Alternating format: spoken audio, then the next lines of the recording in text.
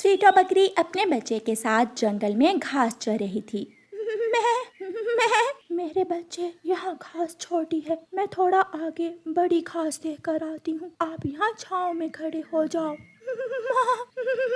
मम्मा, मुझे अकेले डर लगता है, आप जल्दी आ जाना, मैं जल्दी लौट कर आ जाऊंगी मेरे बच्चे। स्वीटो बकरी मैं करती आगे बड़ी घास देखने चली जाती है और स्वीटो बकरी का बच्चा वहाँ खड़ा हो जाता है। थोड़ी देर बाद एक बुरा काला कौवा, जिसका नाम कालू कौवा था, वहाँ आ जाता है। अगर मैं इस बकरी के बच्चे को किडनैप करके ले जाऊं तो अच्छे दामों बेच सकता हूँ। ये सोचकर कालू कौवा बकरी के बच्चे के पास जाता है। कौन छोटे बकरी के बच्चे, तुम यहाँ क्या कर रहे हो? कौवा पूछता है। मैं यहाँ अपनी मम्मा का इंतजार कर रहा हूँ। अंकल कौवे, क्या आपने मेरी मम्मा को देखा है? तुम्हारी मम्मा तो नदी की तरफ चली गई है, मैंने उसे नदी से पानी पीते हुए देखा है। चलो मेरे साथ, मैं आपको आपकी मम्मा के पास ले जाता हूँ। ठीक है, लेकिन मैं भी मम्मा से बात नहीं करूँगा। मम्मा अकेली नदी पर चली गई मुझे छोड़कर। कौवा बकरी के छोटे बच्चे को साथ लेकर वहाँ से चला जाता है। कौवा तेजी से उड़ता हुआ बकरी के बच्चे को जंगल की दूसरी तरफ अपने घर ले जाता है। वाह, यहाँ तो घास लंबा लंबा है, मेरा बेटा ये घास आसानी से खा सकेगा। स्वीटो बकरी वापिस होती है।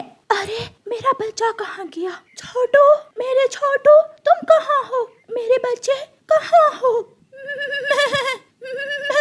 लेकिन वहाँ कोई भी नहीं था। स्वीटो बकरी रोने लग जाती है।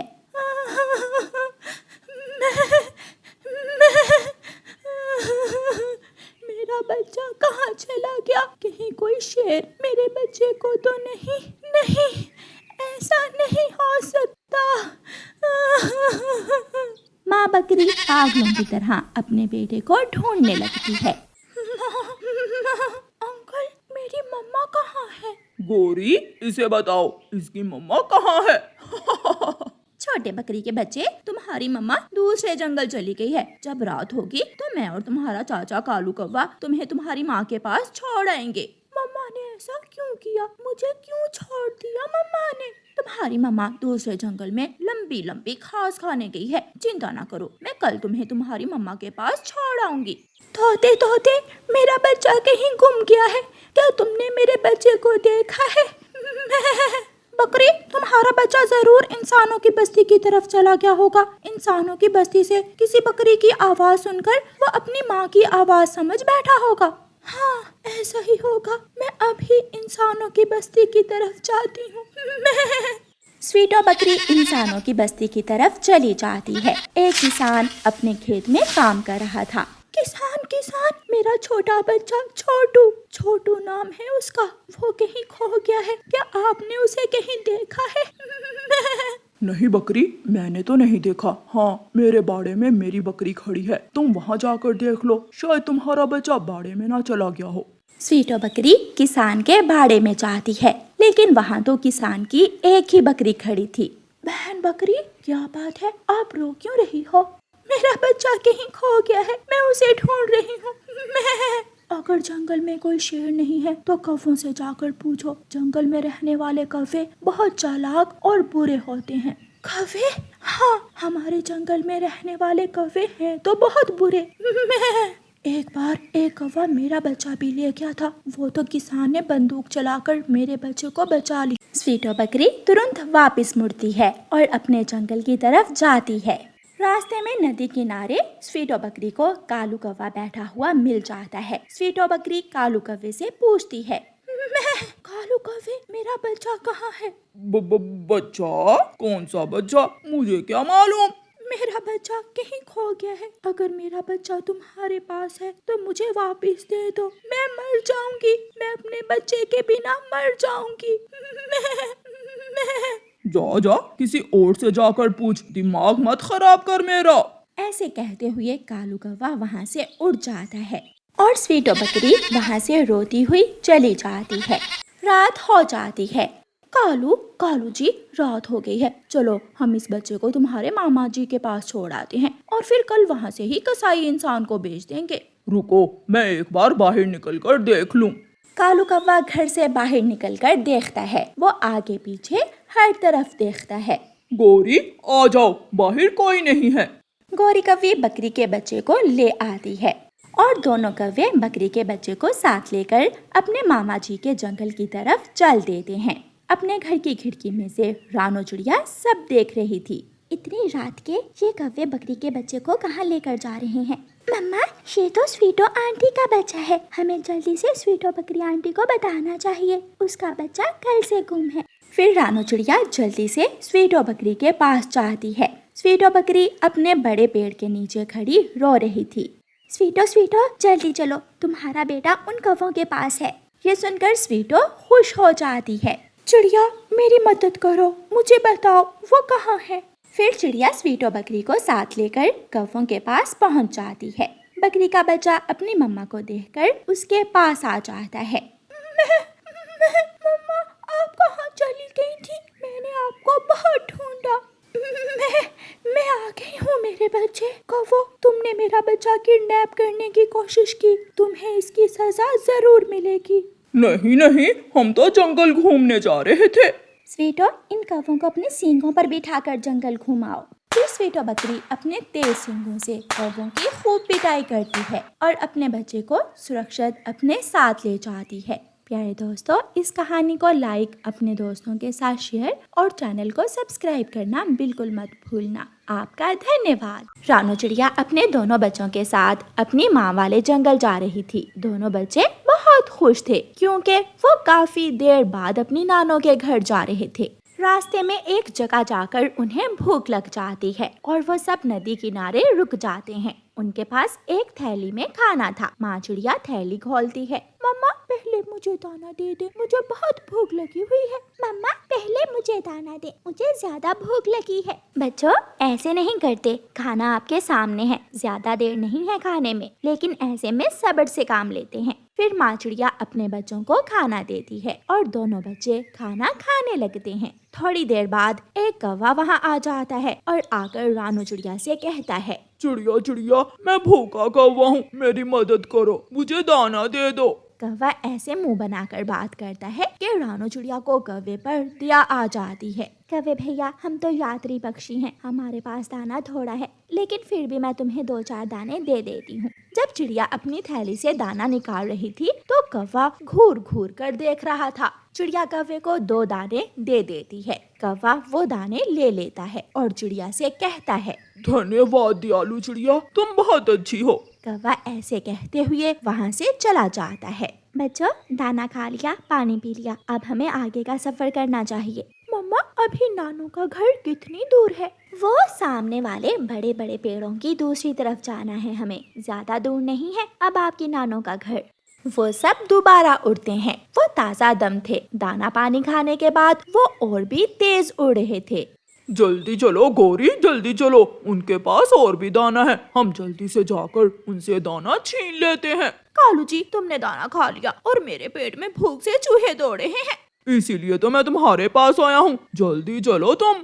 कौवा और कौवी उड़ते हैं और आगे से जाकर चिड़िया को रोक लेते हैं। चिड़िया, चुपचाप अपनी थैली मुझे दे दो। कौवे भैया, आप तो वही कौवे हो जिसकी अभी थोड़ी देर पहले मैंने मदद की थी। मैंने तुम्हें दाना दिया था। केवल 2 दाने, 2 दानों से मेरा पेट नहीं भरता। कालू जी, जल्दी करो, बातें छोड़ो और जल्दी से दानों की थैली छीन लो। फिर कौवा आगे बढ़ता है और रानो चिड़िया से उसके दानों की थैली छीन लेता है। चिड़िया बेचारी रोती रह जाती है, लेकिन दोनों कौवे वहाँ से भाग जाते हैं। मम्मा, हमने तो उस कौवे की मदद की थी, फिर कौवे अंकल ने हमें क्यों लूटा? उसने तो हमारा सारा दाना छीन लिया। बच्चों, जो बुरे पक्षी होते हैं वो कभी नहीं सुधरते। हमने उसकी मदद की और उसने लालच किया और हमसे दाना छीन कर ले गए। लेकिन याद रखना, हमेशा बुराई अपने अंजाम को पहुंचती है और बुरे पक्षी का अंजाम भी बुरा ही होता है। वो सब फिर से उड़ते हैं। अभी वो नानों के घर से थोड़ी ही दूर थे कि बारिश शुरू हो जाती है।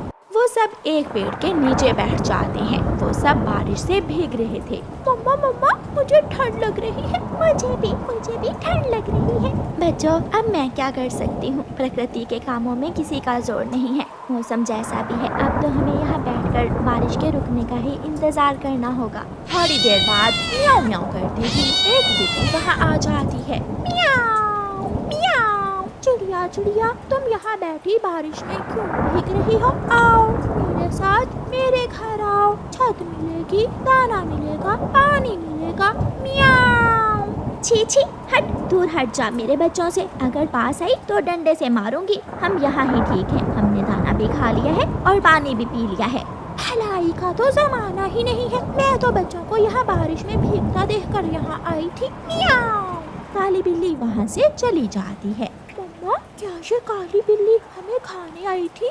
हाँ बच्चों, इस बिल्ली पर कभी विश्वास न करना, ये बिल्ली बहुत बुरी है। चिड़िया अपने बच्चों के साथ बारिश से बचने के लिए पेड़ के नीचे बैठी हुई थी कि उसे शोर सुनाई देता है। एक तोता मदद की गुहार लगा रहा था। बचाओ बचाओ, मुझे काली बिल्ली से बचाओ। बच्चों, आप यहाँ बैठो, मैं देखती हूँ, शायद कोई मुश्किल में है। मम्मा चिड़िया वहाँ से उड़ती है। बेचारा तोता पेड़ की शाख के एक सिरे पर बैठा हुआ था और काली बिल्ली आहिस्ता आहिस्ता उसकी तरफ बढ़ रही थी। बचाओ बचाओ, मुझे बचाओ। म्याऊ। उसे छोटी चिड़िया ने तो अपने बच्चे बचा लिए मुझसे, अब तुझे कौन बचाएगा तोते? म्याऊ। इसे मैं बचाने आ गई हूँ। इसे कहते हुए चिड़िया काली बिल्ली की पीठ पर जोर से डंडा मारती है। काली बिल्ली धड़म से पेड़ से नीचे गिर जाती है और म्याऊ म्याऊ करती हुई जंगल की तरफ भाग जाती है। चिड़िया बहन, बहुत बहुत शुक्रिया मेरी जान बचाने के लिए। अगर तुम ना आती तो वो बिल्ली मुझे कच्चा खा जाती। तोते भैया, मैं जाती हूँ, मेरे बच्चे वहाँ अकेले बैठे हुए हैं।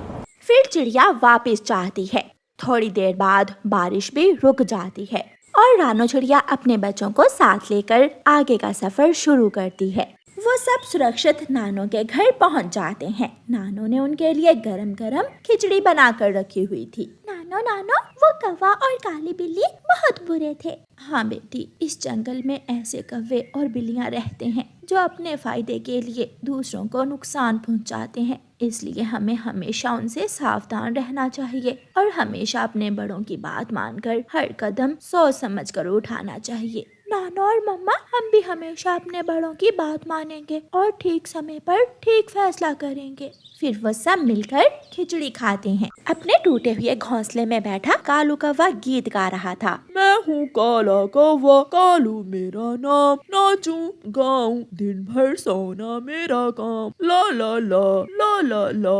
कौवे की पड़ोसन चिड़िया कौवे से कहती है, कालू कौवे, हर वक्त नाचते गाते ही रहते हो, कभी कोई काम भी कर लिया करो। देखो तुम्हारा घोंसला कैसे टूटा हुआ है, अपने घोंसले की मरम्मत ही कर लो। अगर बरसात शुरू हो गई तो मुश्किल में फंस जाओगे। मैंने तुमसे कितनी बार कहा है चिड़िया, अपने काम से काम रखा करो और मुझे हर वक्त भाषण मत दिया करो। चिड़िया जानती थी कि कौवा बहुत आलसी है, वो कभी भी उसकी बात नहीं मानेगा, इसलिए चिड़िया कौवे पर ज्यादा ध्यान ना देती। कौवा अपने घोंसले में लेटकर खराटे लेने लगता है और चिड़िया अपने दोस्त तोते के पास जाती है। तोते भैया, मैंने सुना है साथ वाले जंगल में कबूतर का लकड़ियों का पक्का घर है। हाँ, सुना तो मैंने भी है। तोते दोस्त, क्यों ना आज हम दूसरे जंगल कबूतर के पास जाएं और उससे सीख कर आए कि पक्का लकड़ियों का घर कैसे बनता है। अगर हमने सीख लिया तो हम भी अपने लिए पक्का लकड़ियों का घर बनाएंगे। तो फिर चलो हम जाते हैं। चिड़िया और तोता दूसरे जंगल कबूतर के पास जाते हैं। चिड़िया और तोता जब दूसरे जंगल में पहुंचते हैं तो कबूतर एक सूखे पेड़ से लकड़ियां काट रहा था। कबूतर भैया, आप तो काम में मसरूफ हैं, हम आपसे कुछ सीखने आए थे। मैं अपने घर की छत के लिए लकड़ियां काटने आया था।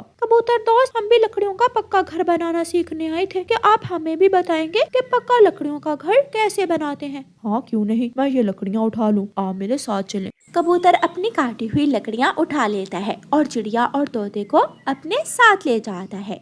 पहले बड़ी लकड़ियाँ खड़ी करते हैं, जैसे मैंने ये बड़ी लकड़ियाँ खड़ी की हैं, और फिर इन लकड़ियों के ऊपर छत के लिए लकड़ियाँ रखते हैं। चलो हम मिलकर करते हैं। फिर चिड़िया और तोता कबूतर के साथ मिलकर छत के ऊपर लकड़ियाँ रखते हैं। अब इन लकड़ियों के ऊपर केले के पत्ते रखकर छत को बारिश के पानी और धूप से सुरक्षित करेंगे। लेकिन केले के पत्ते कहाँ से मिलेंगे? चलो मेरे साथ, मैं बताता हूँ।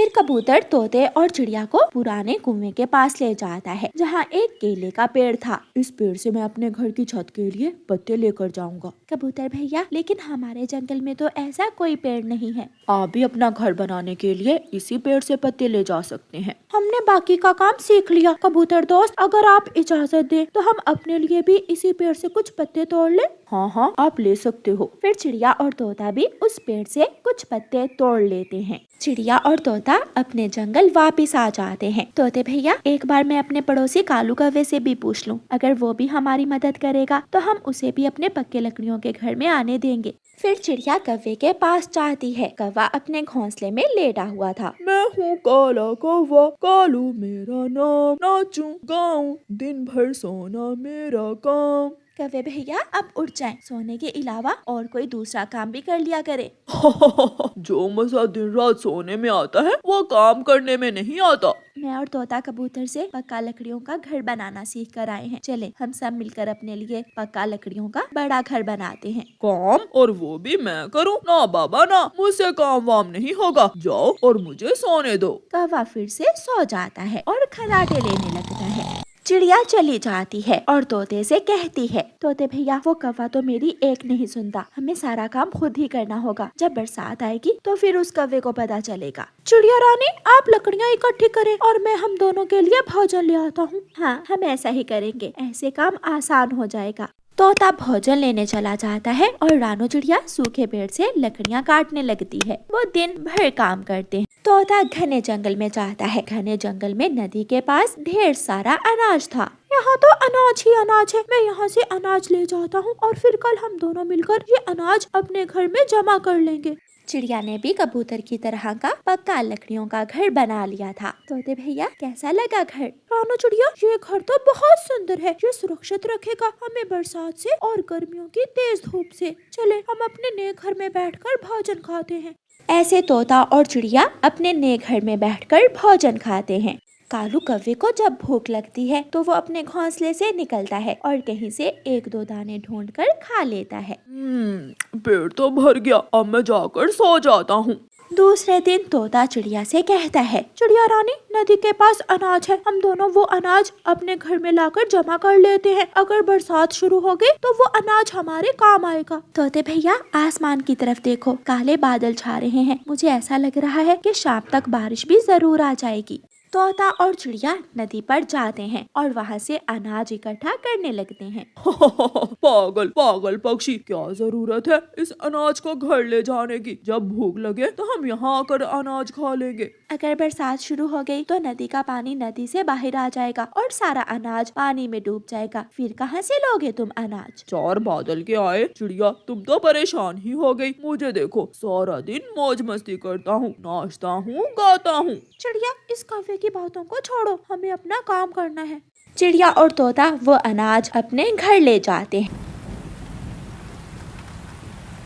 और फिर शाम को बरसात शुरू हो जाती है। चिड़िया और तोता बहुत खुश थे क्योंकि उन्होंने समय पर अपना काम कर लिया था। तोते भैया, हम दोनों ने मिलकर काम किया, घर भी बना लिया और अपने लिए अनाज भी इकट्ठा कर लिया और अब हमें बरसात के दिनों की कोई चिंता नहीं है। दूसरी तरफ कालू कौवा बारिश में बैठा कांप रहा था। वो कभी कोई पत्ता अपने ऊपर रखता तो कभी घोंसले में छुपने की कोशिश करता। मैंने अपना वक्त जाया किया सोने में और गाने में। काश मेरे पास भी चिड़िया और तोते की तरह घर होता, अनाज होता, तो आज मैं भी मजे से बैठकर बारिश देख सकता। ऐसे कौवा अपने किए पर पछता रहा था, लेकिन अब पछताए क्या फायदा, क्योंकि अब समय गुजर चुका